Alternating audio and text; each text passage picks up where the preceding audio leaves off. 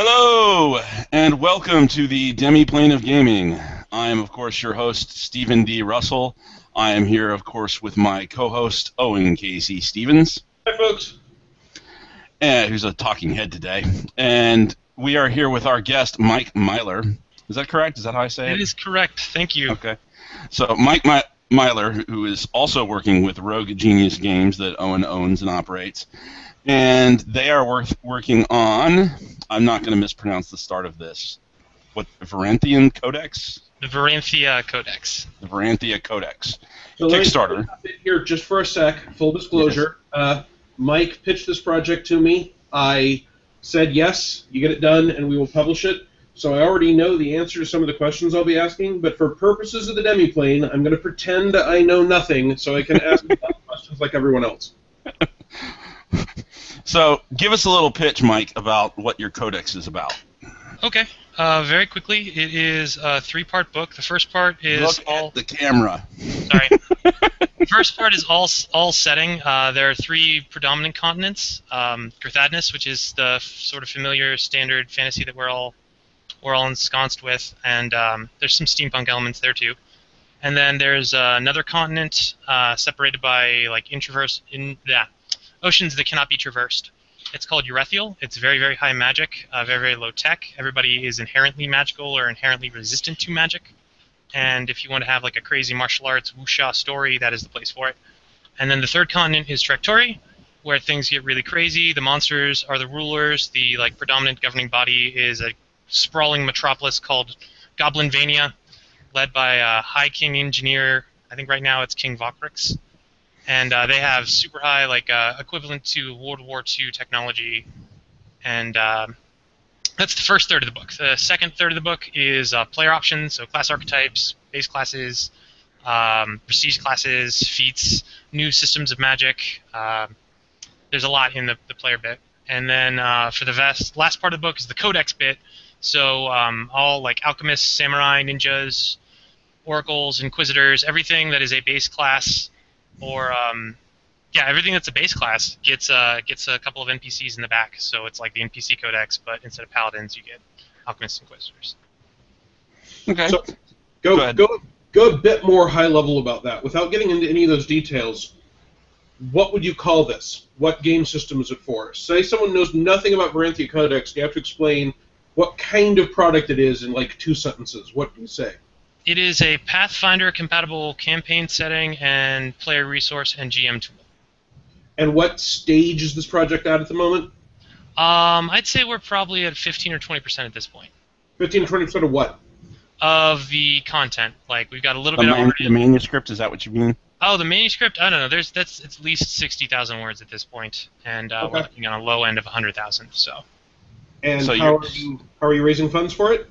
Through Kickstarter. If you go to VeranthiaCodex.com, you can easily find the video and a link to the Kickstarter and the very, very extensive Tumblr page, which updates everything. There, of course, will be a direct link to the Kickstarter at the bottom of the Demiplane of Gaming, as always.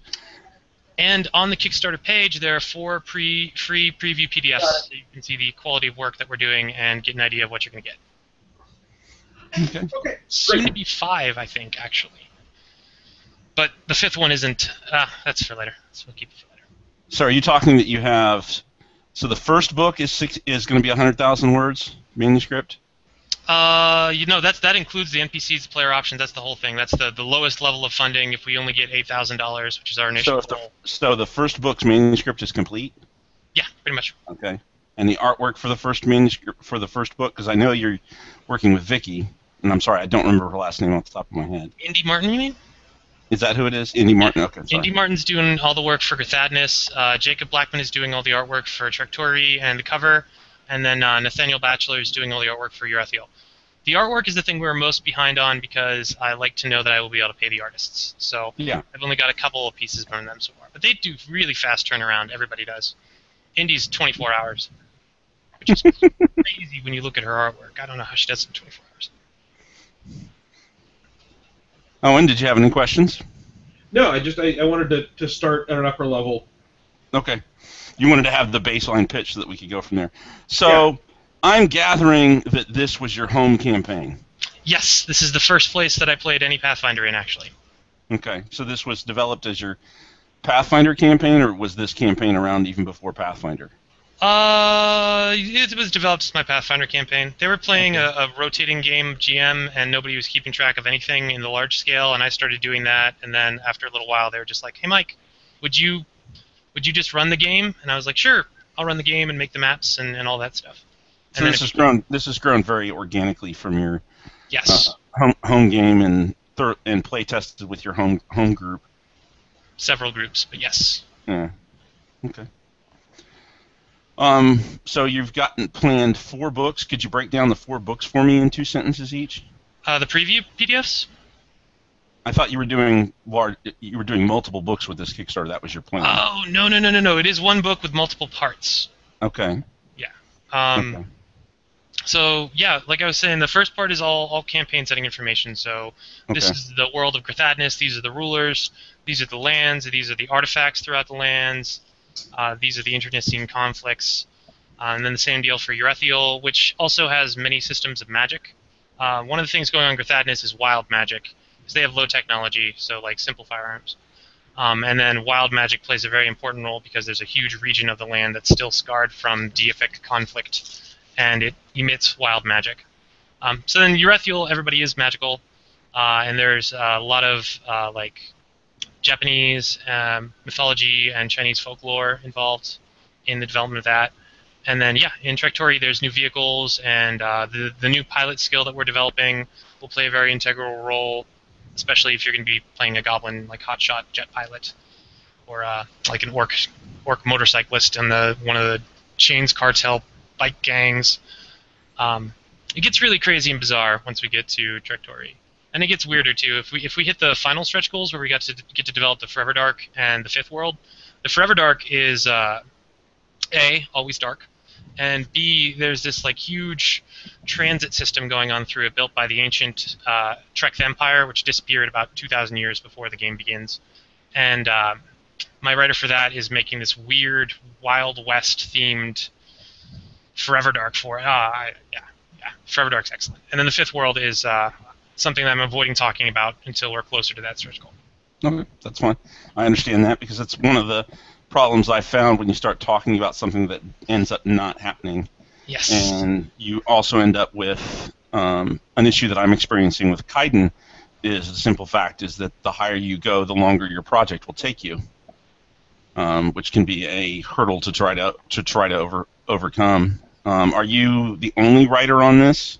No, I am the project manager and author, and then I have 3 principal core writers.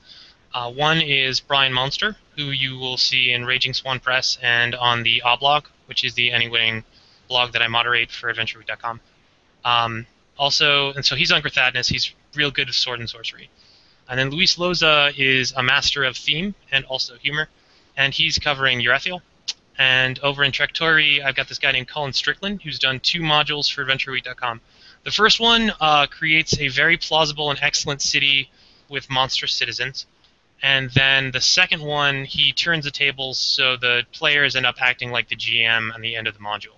And they have a dungeon where NPCs walk into and they get to kill them. So between his being able to reverse social roles and being able to reverse player roles, I was like, well, that's the perfect guy for Traktori. So those would be my core writers. And then So go ahead. What's your initial goal on this? $8,000, at which Okay. we are 46% funded, and we just hit the first week mark last night at 6 p.m. And how many days are you into this now? Today will be the 7th day in about an hour. Okay, so you were well over the 33% mark within the first weekend. Oh yeah. Well, that's usually as we've talked about here on the Demiplane of Gaming before.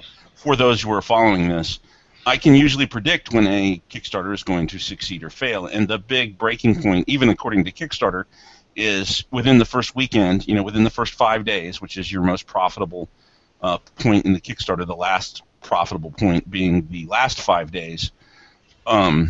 If you're generally doing a 30-day cycle, you're looking at, did you hit your 33% goal within those first 5 days? And you well exceeded it. It's easy to see.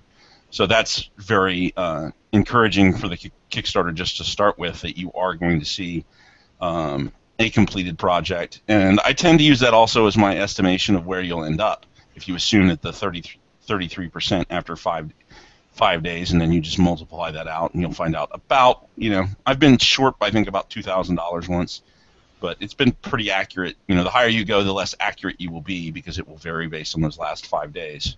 Because we all know the higher it goes, the higher it goes. So, there's a viral component to a successful Kickstarter that you can't necessarily predict, right? Yeah, you can't predict, and you can't control. Who favorites your Kickstarter and who helps promote it in the wider social media world is one of the bigger success stories. Having a big following and having a good lead up to the Kickstarter and talking about it and having that kind of build up is exceedingly helpful with Kickstarters. But that's a very good sign, so that's nice to see. Yeah, and go ahead, Owen. One of the things I found interesting about how Mike's running this, because while we're going to publish it, right, this is Mike's show at the moment. This is the Mike Myler show, and it's got 42% more Goblin Bombers than I would ever have considered to put into it. Is that he's got the Veranthea Codex website, right? So the Kickstarter has its own landing page, and anytime he puts up anything, he can put it up there, and it's a human-readable URL, right? If you try and tell someone what the URL of the Kickstarter is, there are too many slashes and dots and numbers, but you can just say, it's VerantheaCodex.com, and on that page, there's a very prominent link to the Kickstarter. And so anytime he's talking about it, or if we're advertising for it, or when we do the preview PDFs, right, it's very smart that there is a easily remembered linked to the name of the project page that you can go to. And you're like, I want to see the videos, I want to see the free PDFs, I want to see what these writers are already doing, I'm interested in the preview artwork. And that's been available since way before the Kickstarter started. Yeah. And you can easily see that he's developed some background with that. And one of the other nice things that's about that is that the end game for people who are thinking about doing Kickstarters and like Kickstarters and so forth is one of the biggest things I've found is there are plenty of people who will find your Kickstarter after the Kickstarter is over and want to get the product. And if there's not a way to find it easily, because you can't make any changes to the front page of your Kickstarter once it ends. That's something that I do not like about Kickstarter. And I wish they would give you some way to, put a wrap-up kind of page that you could say, hey, I completed this project, but you can purchase it over here. Right. Is one of those things. And I like that because you could easily go right ahead and put the, link, find out more about this project, after completion, within the last, as I get to the last day, that's the link I put up now when I do mine. And on top of that, assuming that, whatever level this funds at, 'cause I'm pretty sure he's going to hit his $8,000. Yeah. He does other Veranthea projects, whether they're Kickstarted or if they're smaller PDFs and just stretch it out, whatever it is, right? Yeah. He has trained his audience that the source of all info is not the Kickstarter. Yeah. But it's Veranthea Codex. One of the things that happens is, just as a random example, let's say this hits Vic and he decides to bring on a new person to be his developer. If that guy didn't contribute to the Kickstarter, he won't be able to post on the Kickstarter page. But Mike can give anyone who wants access to the Veranthea Codex website. So it's a smart way to develop the property, thinking beyond just, can we raise enough money to do this one project, however cool that one project might be. I'm going to put Owen on the spot here. What attracted you to this project as a publisher? Talk about the scroll. So he just whispered, tell him about the scroll. So Mike actually came out for PaizoCon out here in Seattle, and that's because I now work for Paizo. I am out here in Seattle, and I go to PaizoCon, and we picked him up from the airport, right? We've been in touch for quite a while. He wrote an adventure for us. And one of the reasons he wrote an adventure for us, which was Spring of Disorder, which he himself describes as Nordic Animal Farm, is that I wanted to see his time management skills, right? I wanted to see if he hit the deadline he set for himself, and I wanted to see what he thought was a good adventure and how he wrote. So having him write something for us when he was expressing interest in doing other things seemed like a great start. We already had that manuscript in when he came out for PaizoCon, and so we took him to the AFK. So this is a deal forged in the bowels of a geek bar and tavern. And he whipped out a scroll of the history of this campaign world he wants to do, and conservatively, it's 12 feet long. He rolled it out, and it bounces off the table and goes across the floor and bothers some people playing Cards Against Humanity. We had to roll that sucker back in. Now, I did not read a 12-foot-long scroll in order to decide I was going to go with this setting, that if he could do it, I would publish it. But it did show that he'd given it a fair amount of thought. And what really brought me into it were two things. Mike's enthusiasm.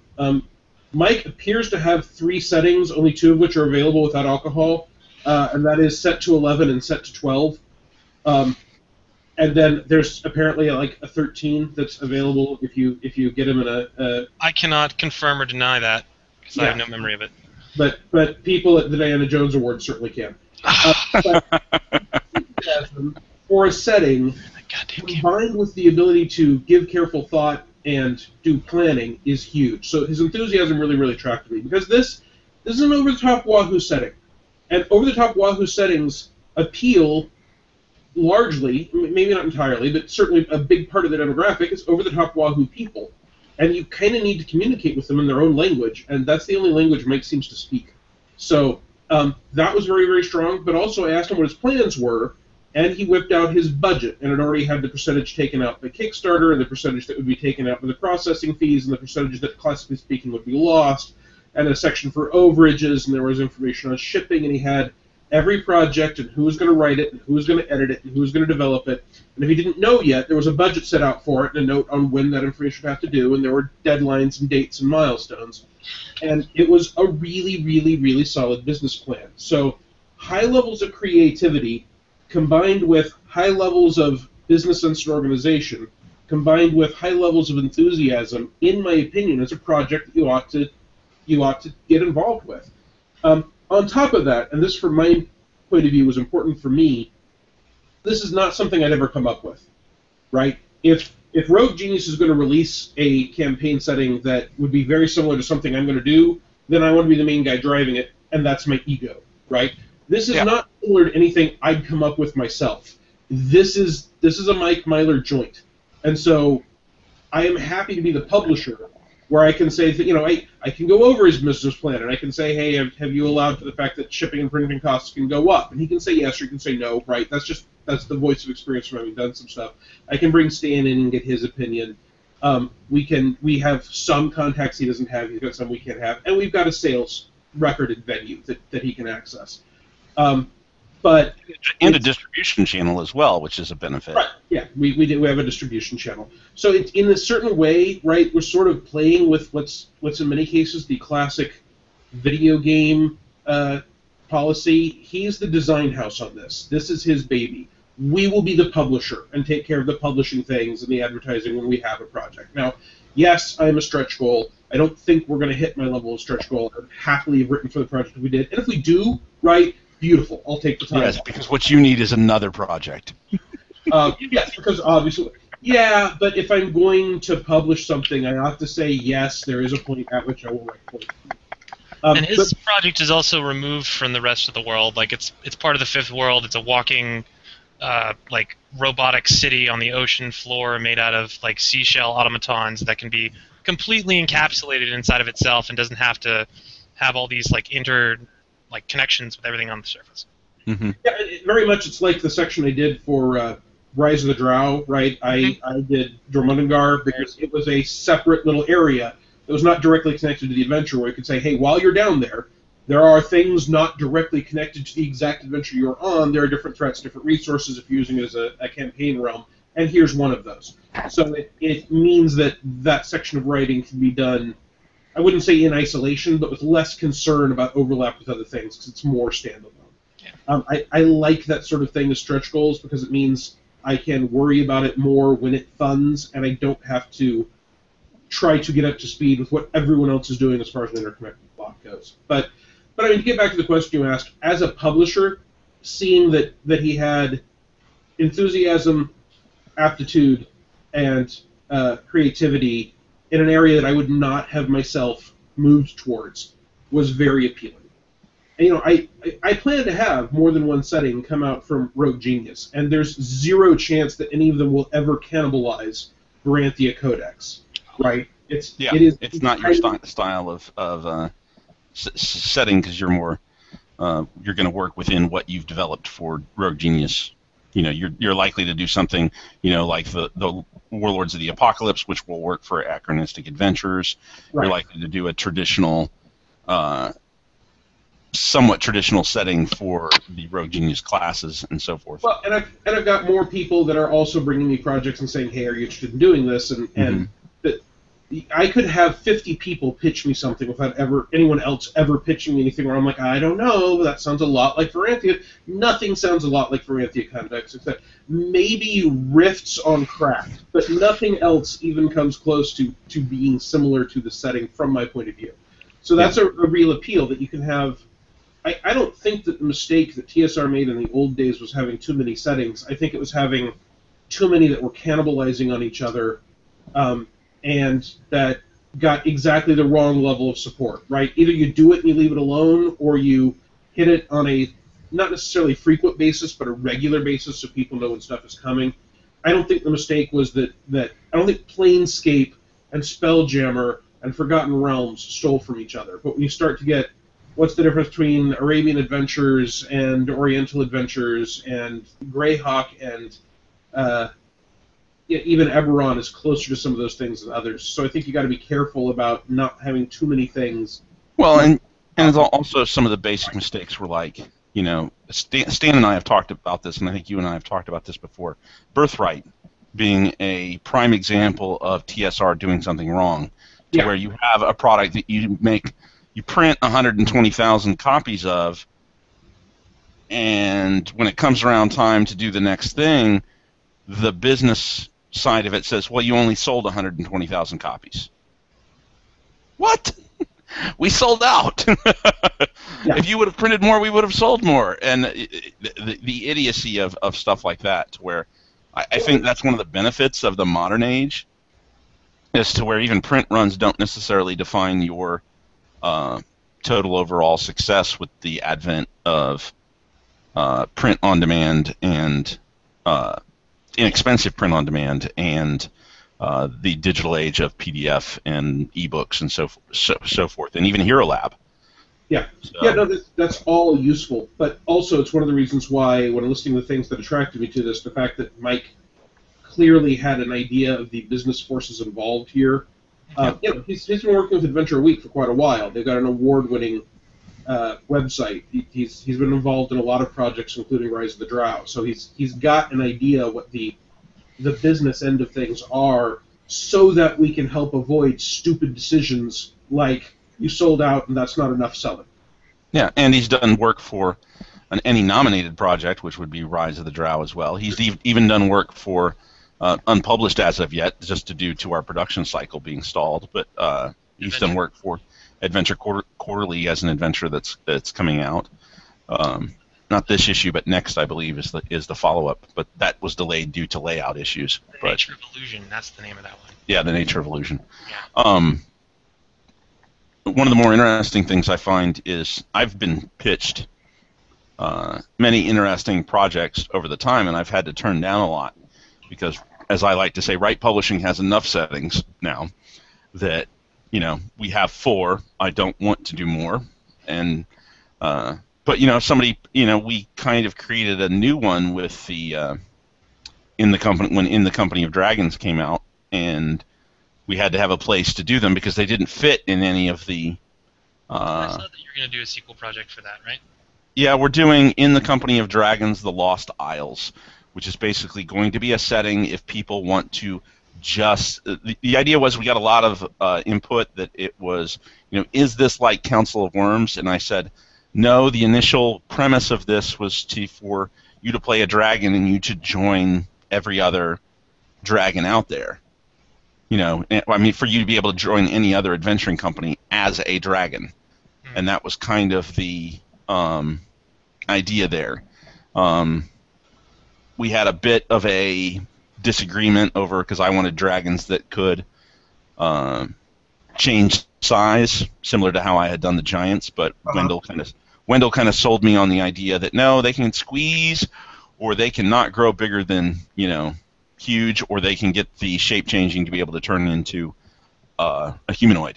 And I was like, well, that makes, that's more traditional to what a dragon is, and that makes good sense, and it makes it different enough from our giant book that I liked it, and it made it interesting that I felt so. But there was a lot of questions from folks about having a world setting for the dragons, and so stealing an idea from Owens about time thieves and time wardens and so forth and so on. With do you have a temporal warrior yet, Owen, or is that did I miss? Yeah, I've got the Templar. The Templar, okay. No, a temporal. Oh, no. What we have is the Masters of Time, which allows any class to pick up some time manipulation. Okay, so the Masters of Time. So my idea is that there would be a set of islands that were disjointed, unstuck in time, where these dragons were from, so that we could put them in the Questhaven campaign setting in its back history, rather than being in the current timeline where dragons are very rare, because it was one of the requests from folks is that they wanted a setting where dragons were very rare and more dangerous than normal. So that's what we've worked forward on. So that was one of the changes we made. So I find it interesting a lot that Veranthea Codex has places that are separate from each other. Well, to get back to what you were saying earlier in marketability, so working with AdventureWeek.com is awesome, and here's the #1 thing that I've learned from AdventureWeek.com. Only 1 in 6 people who play Pathfinder is a GM. So if I'm only selling an adventure, I only have a market, I'm only accessing 15% of the customer base for when I'm putting that product to market. Except that 20% of the customer base, the GMs, buys 80% of the products. I'm aware of that too, but it's about getting word out and it's easier to market a player book. It is.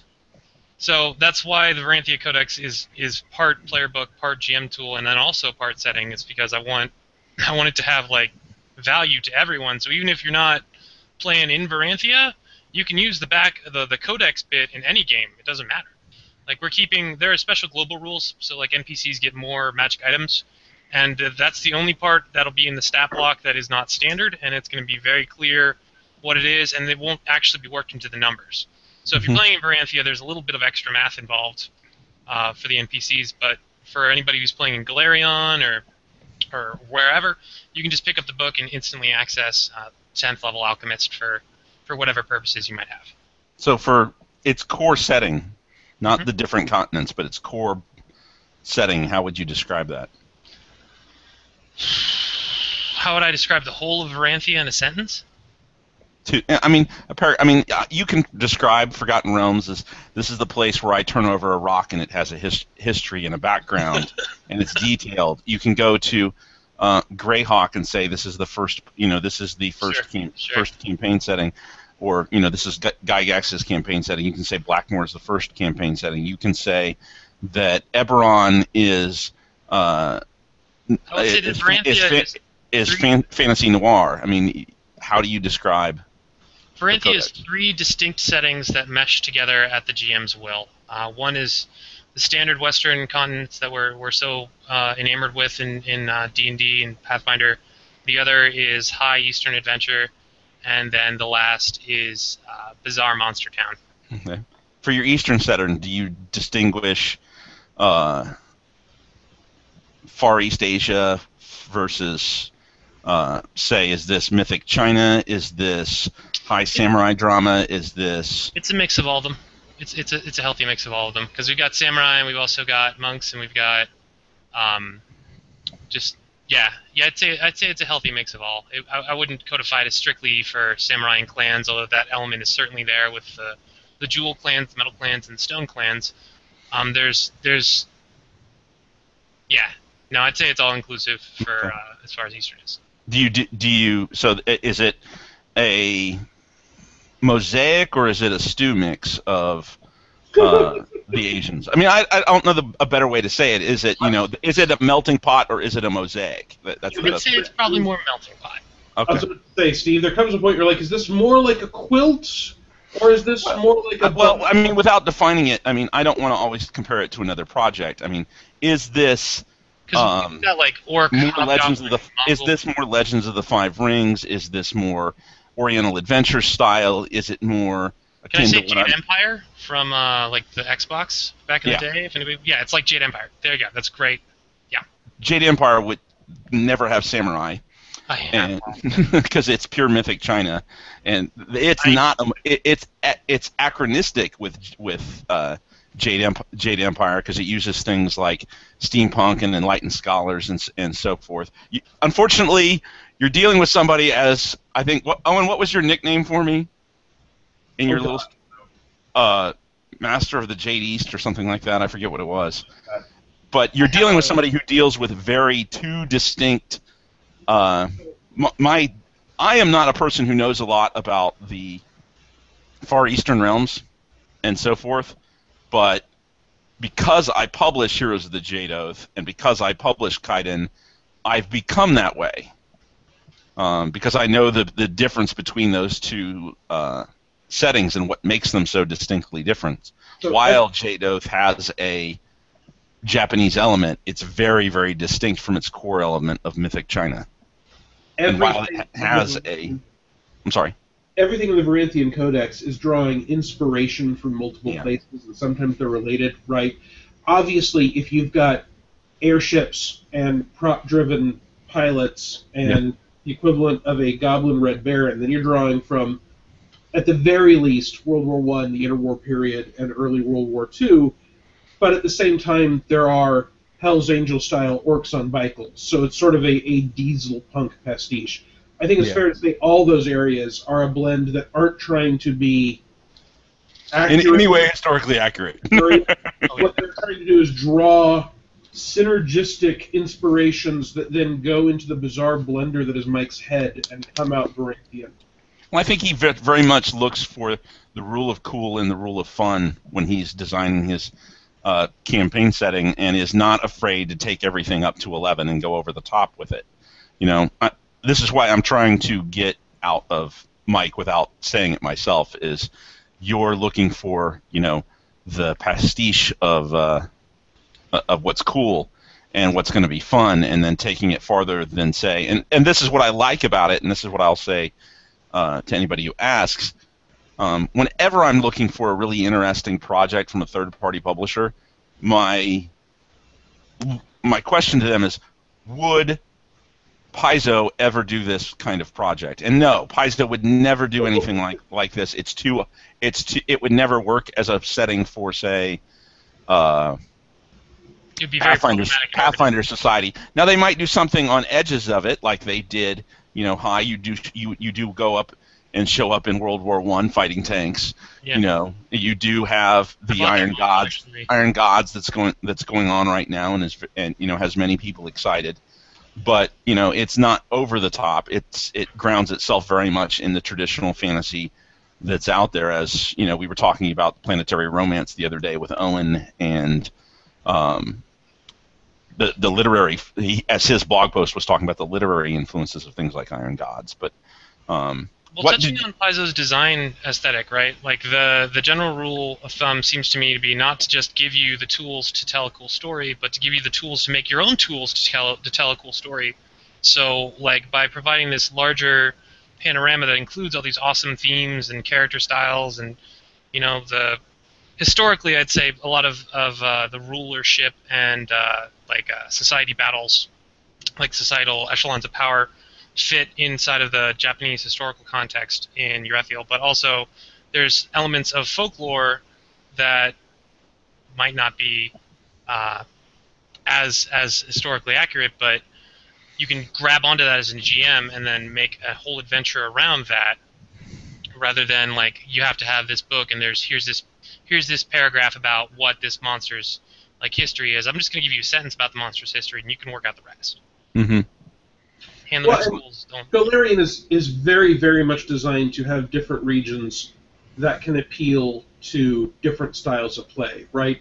No, I agree, Paizo would never publish a project just like this, but if you take any part of the Trictori, for example, and you really wanted to do that, you could say, okay, here's an area where the orcs of Belkzen have moved into the tech waste around Emeria. They found some stuff from Silvermount, and they have put together these planes and these bikes that would be consistent with what is already there, even though that's not something Paizo would ever do themselves, right? Yeah. Because they do have a whole bunch of disparate elements.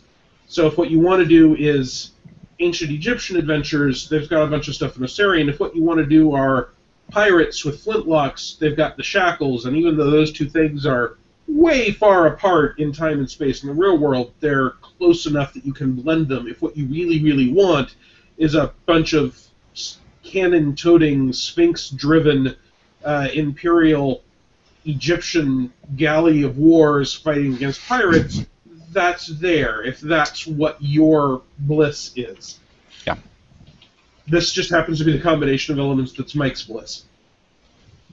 Yeah. Like I said, it's interesting to see people approach settings as a third-party publisher and see what directions people take.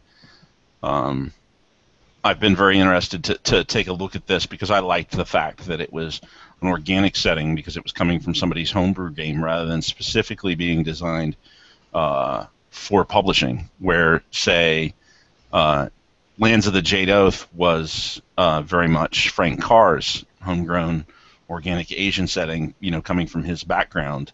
Kaiden was a cartographer's dream, and the fact that he was half Japanese and wanted to do a traditional, real, true to Japan fantasy horror setting. And,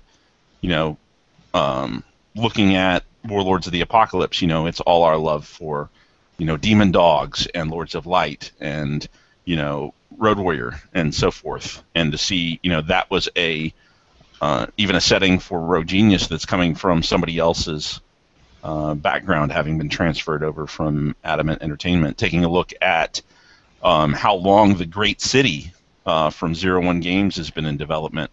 The fact that its entire city has each tiny individual maps for every building in the city, because it comes from a cartographer's background, and yet, most of it's written by the Werecabbages. And it's probably one of the few things that I really and it's influenced me when I was doing Questhaven, because I liked the modular nature of just doing a city that you could stick anywhere. It felt that way when I played around with Monty Cook's Tallis, and that it was just, yes, it has a wider world, but primarily it's focused on you could drop that city in any place, any place in Galorion or any place, and it would work that kind of well. We've talked about fungible elements before. That's why I was interested in the fact that this was also coming at it from the macro scale as a campaign setting. Not doing an extremely detailed small area, but doing a large, expansive, detailed manuscript. Well, when you get into the page counts and stuff, like the way it should be, the book is as accessible as possible. That was one of my goals when I was like, if I'm going to take my campaign setting, I'm going to publish it. Like I really want everybody to have something in it they can enjoy. And so having the continents all separated from one another historically means that, like, you can take your Ethiol and drop it into your campaign setting, or you could take Trektori and drop it into your campaign setting, and it should be able to mesh very, very easily. Even though there are goblins in B-52 bombers. How detailed do you get on, say, a micro level when you're looking at a particular part of the setting? I mean, do you have a section of the book that shows what, like, a particular village is like, a particular hamlet is like, a particular, the capital city or whatever your major city? Depending on what continent you're on, you're looking at different areas. So there are two parts of Grithadnus that receive a whole lot of love. One of them is Lethis, which is like the main metropolis, because you can't do like transcontinental travel, but you can travel around the sea, right? So it makes sense to ship things. It is the most centrally located place. It is a seaport as well. So Grithadnus has a very extensive and detailed map in the works, and has, I think I've slotted it for at least 3,000 or 4,000 words. So we'll be able to get pretty detailed. And then when you go over to Trektori, Goblinvania gets a whole lot of words. Omanara, so if you're going to play an ex-slave or a freeborn elf or dwarf or human, you're on Omanara. There's a whole ton on Omanara and a whole ton on Goblinvania, and then smaller bits for like Filthton and Taz and all the other smaller settlements in Trektori. But there are definitely sections of the book where we are going to get detailed, because it is important to have these I'd call them fulcrums of design. You know. Okay. One other thing I wanted to touch on was how is a GM who doesn't particularly care for the setting itself use this book? Well, there's the player options area, which has all these extra classes and stuff, but also global rules. So something that always troubles me in my campaigns is when people pick up guns. Guns are awesome. I love the firearm rules, but I feel like gunslingers are a little too powerful. So there's a caveat where they're basically guaranteed one amazing shot a round, where they're still shooting at touch AC with no penalties. And then after that, I force them to dump a little bit of attribute points into strength so they can deal with recoil. And then once you get to a certain level, you can just get your gun magically enchanted with compensation. So you can have a compensating firearm. And then you don't deal with it. And then also, as I was mentioning earlier, the NPCs have more gear. So Sean K. Reynolds did an article a couple months ago about how, by design, in Pathfinder D&D 3.5, the party's going to win because they have better weapons. If you're a 4th level fighter and you're fighting a 4th level NPC, 4th level NPC might have a Masterwork sword where you have +2 armor and a +1 flaming greatsword. Like you're gonna crush it. But in Veranthea, there's the gods play a pretty big role, and one of the things they do every 100 years, they have the Consecron, and they lay down these decrees. And one of the decrees, you're only allowed to have so many magical items that are attuned to you. And you're only able to use magical items that are attuned to you. So, and it's a pretty high cap. Like it's for a standard game, I want to say it's whatever the character wealth table says for your level times 1.2. But basically, you're not the wizard will not be able to carry around like 10 rods and be able to access them all the time. And that allows me to give an NPC 4th level fighter an extra feat for like a specially attuned item. So maybe the 4th level fighter that your 4th level fighter is going to fight off against has a +2 flaming greatsword, but you will never actually be able to access it without expending player resources to do so, and probably some time in roleplay. So there's the item attunement, there's firearms. Psionics is another thing I really like. Dreamscar Press has good stuff. We're actually just putting into development my first of an adventure path for Adventure Week that is all psionics. However, I find that whenever you take regular psionics and you mix them in with the core, that the fighter versus the soul knife has a bit of an advantage. So we're implementing a couple of power caps for psionics called, what are we calling that? The sanity sickness with a P for the sickness. And then there's 2 more global rules that are, where are they? I got it on Tumblr here.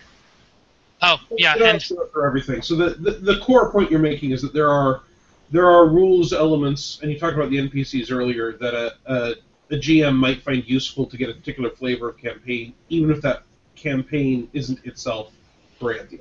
Yes. If you're a GM that is tired of gunslingers killing all the monsters, I have something for you. If you're a GM that wants to give NPCs better items, I have something for you. If you're a GM that is apprehensive about Dreamscarred Psionics rules, I have something for you. If you have, yeah, that's a good way of putting it, yeah. If you like wild magic, I also have something for you, too. A lot of interesting world adaptations that you can add beyond the standard, archetypes and feats and so forth that you bring to the world rules. Okay. An APG for the GM, too.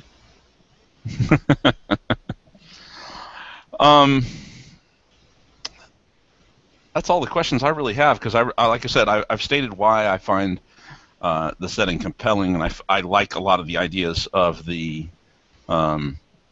giving codified rules about, because a lot of these, in my first impression, I think, those are house rules that work for everybody, but I like the fact that you've taken a lot of time to codify and take a look at what balances within your own world. And what makes sense for the campaign setting, not just as a personal preference, but as a, how this works within my own campaign, and so forth. Because one of the things we were with our own Colosseum Morpheum, we were very over the top and very much anything goes kind of attitude. So I have great appreciation for that. Owen, did you have any other questions? Yeah, Mike, I'm going to put you on the spot. Have your thinking cap on. You ready? I don't have my thinking cap, but I'll try. All right. Tell us something that you find interesting or exciting about either the project or the campaign, but I would encourage you about the project or the process of the project, that in all of your interviews and articles and free previews, you haven't told anyone yet. one entirely new thing about either the process of putting the project together or the campaign world as you envision it. Okay, that's gonna take me just a second to figure out because I've That's I've entirely told fair. a lot of Right. stuff. And while you think about that, I'll say one of the things I've been impressed by is that there's already been pretty good penetration on this, right? It's been featured on a couple of the game Kickstarter blogs that keep track of interesting Kickstarters. There have already been live question and answer sessions with some of the designers. It's got its own Facebook page. We already mentioned VerantheaCodex.com. So I think it's already showing that advertising-wide there's a good network of support for it. And it is because I know that you've already talked about it a lot that I thought I would put you on the spot and say, come up with one thing that no one's heard before. So I gave you some cover time. What do you got? Okay, so I'm going to talk about two things. One is Srendath. So one of the coastal cities in Veranthea is both aquatic and on the land, and it's ruled over by a strange societal structure where in order to have a ruler, the ruler has to be half aquatic elf. And Srendath is like the hub of civilization on the southwestern part of the continent, where you have the Bezdekor and the Dry Walkabout, where you've got the Taiga Giants and all the like gnomes and halflings drinking the density lightning water and then gassing around in the air and slashing stuff. And the Red Fist orcs are on the rest of the southwest continent. They control it all. The Sidrazi, the city of pirates. So Srendath is like this one lone bastion of stable civilization that is about to fall over because they can't find an heir, and the current king is infertile. So Srendath is awesome, and I intend to write more about it on the Tumblr soon. The second thing I'm going to talk about is something that I did touch upon elsewhere, but it is my favorite part of Grithadness, so I feel okay about doing it. Go ahead. So there are two jungles in Grithadness. One is the jungles of Turnak, which is your typical jungle, and then the other one is the jungles of Iniplexits, and it is right near Nethys' Scar. So in about 400 years after the ancient Trek Empire disappears, and nobody knows why or where they went, the gods get into a fight on Grithadnis. The god of water and vengeance is going to like flood the entire continent. The god of fire and creation gets up in his face and is like, "Don't you dare do that!" And to break up the fight, Arcanilus, who's the god of nature and magic and balance, strikes down part of his flail on the continent of Grithadnis and creates Nethys' Scar, which is where all the wild magic comes from, right? And on the other side of his flail, because everything he has to do has to have another effect, he strikes off the top of Mount Nostraka, which creates the everybody's magical thing going on in Erethiel. So anyway, getting back to Grithadnis. Sitting along the only like real lush area near Nethys' Scar is the jungle of Iniplexits, which is filled with all kinds of like wild magic infused monsters and other stuff. And my favorite part about it is the like indigenous intelligent peoples are jungle dwarves that worship an artifact of wild magic that is it's called Polydract, and it is a 20-faceted gem. And I love the idea of chaos dwarves that worship a chaos D20 in a wild magic jungle. That's my favorite part of Grithadnis. I need to talk about it more.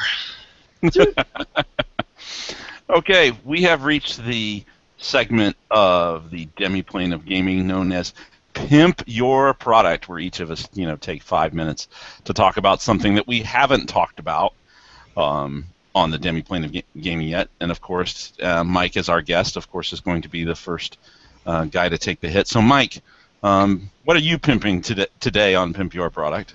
Well, again, VeranthiaCodex.com, go for free PDFs. But to pimp another product, AdventureWeek.com is one of the people I work for. And after we got Rise of the Drow on the way to layout, Jonathan G. Nelson came to me and he was like, "Hey, Mike, I want you to build an underworld for us. It's called the Underworld." So I sat down and I went just balls to the wall crazy for a month, and I made him, I want to say 9 or 10 new races, and then a bunch of different classes. And it's awesome. Like there's a little like people have been calling them mini Umber Hulks. They're small-sized alien creatures that live in Aventir's underworld called Hoyral. They have a gunslinger archetype that uses an organic like creature that you grow that shoots acid using the poison from your own body. The thing that Zeitgeist wrote for Rise of the Drow gets some love too. They get a weird like race template called the Coliatur. It's another alien thing. And then there's like undead halflings called Dodelig. There's a blind race that I made with a blind guy. My local game store owner is this great dude. He runs Game Masters on Babcock Boulevard in Pittsburgh. His name's Phil Glaffeldy. And one of the things he constantly complains about is if you're a blind character in a game, you're totally inept or you're Daredevil, and that's not what it's like to be a blind person. So we rewrote the rules for blindness ground up. So you get something called sonar, I don't know if we called it a sonar ability or radar or what exactly the name was. But we rewrote it. So if you're a rogue, it is possible to sneak up on one of these things. And it still gets an effective sort of like blind sight going on. It's very neat. They're called Vistrati. They're on the line. The Masters of the Web has Drow Spider-Man. People have been calling that one, and I understand why. If you look at the cover art that Jacob did, which is gorgeous. But yeah, I would encourage everyone to check out the Underworld Races books. They are amazing. And if you want to get an idea, and that's the Aventure line. Is that right? That is for Aventure, yeah, for AdventureWeek.com. AdventureWeek.com, Underworld Races, Underworld Classes. They're awesome. You get a really good idea of how good I am at bizarre ideas and getting them all to mesh together with. And then the Aventure is the name of the campaign setting. That is the name of the AdventureWeek.com campaign setting, and you can read a lot about Aventure on the blog. This month, right now, we're doing Bandland Backlash, which is focusing on Timaeus, which is Michael McCarthy's part of the Aventure intellectual property. Okay. Owen, did you know what you were going to be pimping this week? Yeah. So I'm going to do a quick rundown of multiple projects because it's been a while. It has been a while. Demiplane. The first thing I want to say, and what I want, especially anyone that's listening to this to the third-party publisher, we have Jacob Blackman's stock art. We've got a whole bunch of it. It's licensed for both personal and commercial use. It's reasonably priced. I like to joke that if you need a donkey, we have you covered. But the fact of the matter is, there's a bunch of stuff, right? And Jacob gets a chunk of the money from that. We're running it through him through a license. So if you weren't aware that there's Mike's raising his finger. Yeah, Mike. One, we have a coloring book coming out of Jacob Blackman's artwork in the Veranthea Codex, provided we hit the right stretch goal. Two, Jacob did all of the artwork for the Underworld books. That's it. Yeah, and Jacob's a good artist, and he's fast, and he produces what you want, and he's a good guy. So I want people to be aware, if you've been looking at Jacob Blackman show up in Rogue Genius, in Adventure a Week, I believe he did or is doing one of the covers of Pathways. He has a comic book in the back of Pathways. Yes, we just released his newest issue of his comic Paths Less Traveled. So if you're a publisher out there, or you're a high-end GM that wants to have illos to show your players, Rogue Genius has stock art now. And we're going to keep having stock art, so feel free to go take a look. It's its own section on Drive-Thru. For role-playing game products, the big news is we released the Shadow Warrior, which I've been working on since the Shadow Assassin, which came out in late 2009, early 2010.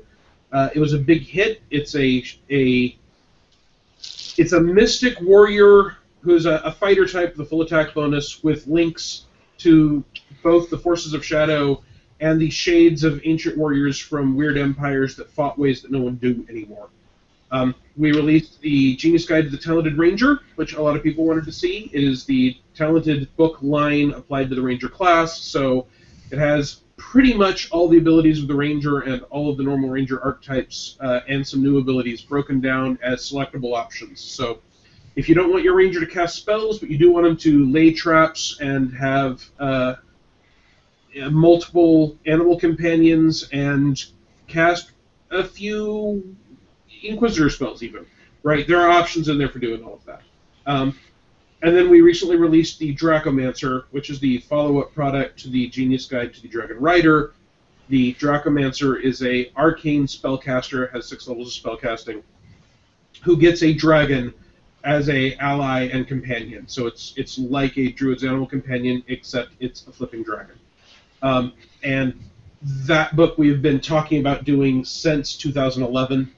And it was stuck in playtesting for a really long time. One version came out of playtest, and the playtester said by the 3rd game, everyone was playing a Dracomancer because no other class was worth playing anymore, and that told me I had gone too powerful. For another one, the group said, we're seriously considering killing the Dracomancer so its Draconic Companion can do stuff by itself, and that told me I had undershot the value. And there were some pretty serious systemic problems that took a long time to find the balance for. I'm really happy with how it came out. We've already got 2 5-star reviews, so I think it's working out nicely. But it also has 30 new options for a Dragon Rider's Dragon Mount, because the rules for a Draconic Companion and a Dragon Steed are the same. So if you have both books, both classes have more options. I'm going to slide in a slight plug here to go with this, because I do have a little product that works in with both. It was intended to go within the Company of Dragons, but we also have 10 Dragon Magic items, which will work perfectly with your companion for your Dragon Rider or your Dracomancer. It certainly would. So that there's that I get to always, I love it when we get to do little synergy things. So. And I strongly suspect, right, that if someone was playing in your Company of Dragons campaign setting that you're putting out, that island, that Dragon Riders and Draconic Dracomancers would work really well there too, as yet another. I can't imagine that Wendell and I have talked about that. No, of course not. So yeah, there is some synergy sometimes in our. At least we didn't both do a book in the same class in the same week this time. But yeah, with the same art. Yeah. To touch on that, because Jacob was jumping at me to try to get you to give me in the Company of Dragons is like part of the pledges stuff. I was like, there's no way he's doing that, Jacob. He's making a bunch of money on that. It's a star product right now. Yeah, but it's a star product right now. It will definitely be getting a mention inside of the Veranthea Codex, because it is perfect, sir. So we have a whole section on playing as a dragon in Tractori, where you're like hunted down by the Goblin army and stuff like that. Yeah, it was really well done. Wendell did an amazing job. Oh yeah, I printed it out. I've been reading it on that. So, go ahead, Owen. Steve, what do you got? Oh, well, we have In the Company of Dragons that has come out since the last time we talked on the Demiplane of Gaming, which I can't imagine anyone's heard of that book. Tell us a little bit about it. I know. I'm going to talk. I'm going to say it's basically, you want to play a dragon, not a half dragon, not a dragonborn. You want to play, a raging dragon. You want to play, and even if you don't want to play, a full-on, big gigantic red dragon, you might want to play a fairy dragon. You might want to play a lung style dragon. All those options are in there. It allows you to advance as just a dragon through the Paragon class. It allows you to advance as a dragon through the standard classes like fighter and stuff. You give up abilities in order to get larger and use some of the standard draconic abilities. There are draconic archetypes for particular classes. If you just want to stay a small-sized dragon and advance as a fighter, you can do that. You can advance as a sorcerer, be a true blood sorcerer, and that type of idea is there. It's been our most popular book in a really long time for Pathfinder, and I've been exceedingly proud of it. And I am openly displaying the sales numbers so that people know what I'm talking about. It stayed in Paizo's top 10, which is unusual for us for a really long time now. It's been in it's still in the Drive-Thru RPG top 10 until the Dracomancer came out. I blame Owen. So it's been extremely popular for us. I will be doing the month of August sales numbers for it next week, now that I have most everything wrapped up after I get everybody paid next week. We'll be doing that. Of course, we released 2 issues of Pathways since the last time we talked about this. This month, of course, is free, so just go ahead and check that out. I won't talk too much about that. I don't really have to talk too much about a free product, just go buy it. There's 2 of them, but of course I will say, because we have been talking Jacob Blackman Love on here, that he has been doing our comic for Pathways. It was one of the things that I wanted to add to. My idea with Pathways is it's meant to be the third-party publisher idea of Dragon Magazine. We want to do content for it. Adventure Week did content for us. Raging Swan Press does content for us right now. I do a template each and every month, and there's usually an additional article from somebody else that we snag into helping us. And what you guys this month? What was it, the Adventure Week? I'm sorry. No, they haven't done one in a while, but they've been really okay. busy. They've been Right. talking to me about doing some, but they used to when Adventure Week first started out. They were there each and every month. It's just they amped up their production schedule. That meant that they had to give something had to give. So we were the ones who gave. So we can give you some oblong stuff if you wanted. no, it's fine for right now. It's doing very, very well. We're very pleased with Pathways. We're probably going to do an upgrade to like I said, one of our upgrades was Jacob Blackman's comic. We're going to do another upgrade probably sometime in November to where we're trying to do some additional content beyond the 3 articles that we currently do now, plus the reviews, plus the comic. Like I said, I want Pathways to grow, but I don't want. Like I said, it's going to take its time to do so. One of the big benefits we've had has been the sponsorship from Hero Lab and the sponsorship from Realmsworks from Wolf's Lair.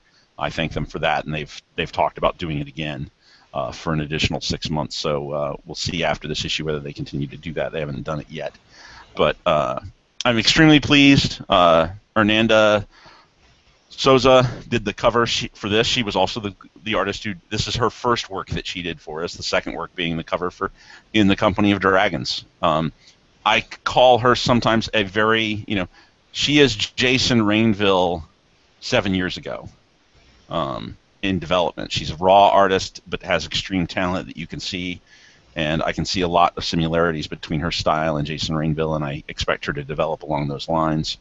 We released at Gen Con. I have 3 other products to talk about, so I apologize. It's going to take longer than I wanted to. But we released at Gen Con. We released Lords of Gossamer and Shadow, the Icon deck, which has been extremely popular. And we released Matt Forbeck's Lords of Gossamer and Shadow's Gossamer Worlds Nexopolis, our first print product after the core book. Which gives you this nice, which got 5 stars plus seal of approval from Enzegeist for, the quality that, it's Matt Forbeck. That's what you expect. He's one of the top people in the industry. And we paid for that level of service, and we got that. And it has some amazing artwork by Dennis Darmondy. And I've been extremely pleased with that book and how well it's been received. And it's a great hub of the universe kind of play with a unique style and feel to it. It works really well within our setting, and I'm extremely pleased to have that out. It was part of the Kickstarter, so I only have one book left to do on the Lords of Gossamer and Shadow to wrap up all the extras, and we'll have that probably in December, so I'm looking forward to that. For Pathfinder, we released The Secrets of the Bravo, which was our take kind of on a swashbuckler character that goes across all genres, that works in Wuxia, that works in samurai dramas, that works in Mongol-style fighting. We wanted the unfettered, the lightly armored or unarmored warrior that wields a special weapon. And so we have the Bravo, and it works a little bit with the Bravo C of Lords of Gossamer and Shadow. I'm not sorry, of Lords of Gossamer and Shadow, of Songs of Ice and Fire.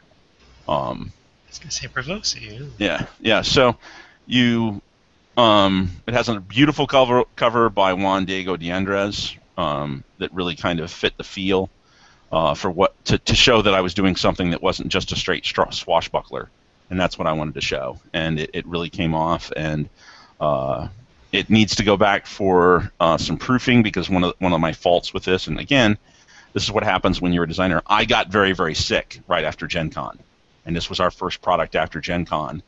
And while I was doing the editing and proofing, I was too sick, and I probably should have handed it off to somebody else.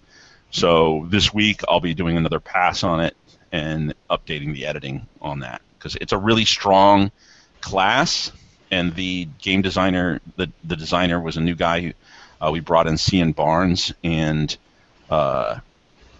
extremely gifted with game mechanics, but needed a real hand-holding for getting the flavor text done. And he did really well on development because I wasn't sick then, but on the editing pass, it probably needed more of my time. So that's something I'll be going back and doing. The last book I will talk about, I'm extremely excited about. It's been a year in the making. And Owen will have some benefit from this too, but it's called The Secrets of Renegade Archetypes 2. I refer to Renegade classes as the things that third-party publishers do. We're out on the fringes. We're not doing what Paizo's doing. We're doing something different. And he comes with a lot of Benjamin Ramboji is the author of this, and he's an amazing, amazing game designer. And he comes up with just some of the most interesting archetypes you'll ever see. But he ended up, his day job and his own personal life ended up taking him away from this manuscript for a really long time. And I could have brought somebody else in to finish it, but it wasn't a pressing thing. So I just let it sit, and I felt that he was the guy to continue to do this because he had done the first one and had been very well received. And so we have archetypes for Rogue Genius's Owen's Death Knight, his Shadow Assassin, and his Witch Hunter classes. We also have archetypes for Lewis Porter Jr. Design's Machinesmith, and also this archetype that we created. It's called the Cybernetics Doctor, and it's also works with Lewis's Flesh Wraith. And we have one that works with Cobalt Press's Elven Archer called the Elven Exemplars. The Pack Binding Magic from Radiant House. We have constellations for that called the Artisan and the Lover. Shadow Assassin has a Mage Slayer. The Death Knight has the Death Paramour. And Witch Hunter has the Witch Eaters. He always comes from really interesting stuff. We had one I hadn't heard of, and this is another thing you get sometimes from Benjamin. I had never heard of the Swordmaster from Dread Fox Games before until he brought this to me, and he created the Braggart, which is somebody who's very skilled not just with weapons but also with their tongue, and really gets into your face as an interesting type of archetype. And then, of course, we went back to, we always have a thing for the Wolf Shifter from the Paizo Fans United, because I like free products as well, and I like to give some support to the Paizo Fans United. So we did the Werebeast, which includes like 13 animal variants for the Wolf Shifter. So you can do a mastodon, a tiger, or even a Tyrannosaurus Rex themed Wolf Shifter. So and that's been very exciting. And this week I'm going to be releasing another Lords of Gossamer and Shadow piece called Empathy, which is a new power that originally would have been part of the Amber game had the Rembra project been completed, but this was a part that was cut from the manuscript and he was never paid for, so he held on to it. So it's a new power for that game, and has some amazing artwork from Johnny Morrow. So, and that's what I've got to pimp. So I think I've gone a little over my time, and I had way too much to pimp since the last time we do this. We just need to do these more often, so I don't have so much to talk about. It'd be less of an issue, yeah. Yeah. So we're working on that. Man, pimp AdventureWeek.com stuff. We got so much stuff coming down the line. Yes. This is not your program. Get off. Jonathan's gonna be like, no, why didn't you talk more about the Underterror? Yes. I want to thank Mike Myler for joining us here on the Demiplane of Gaming to talk about the Veranthea Codex. And of course, you can find that and back that project by following the links below, or at VerantheaCodex.com. I want to thank my co-host Owen K.C. Stevens for taking the time out of his incredibly busy schedule as developer for Paizo, as developer for Green Gronin, and as the president of Rogue Genius Games and freelancer extraordinaire. And I, of course, want to thank myself for being on here today. And thank you folks for joining us. Goodbye, and have a very good time. Bye. Thanks, everybody.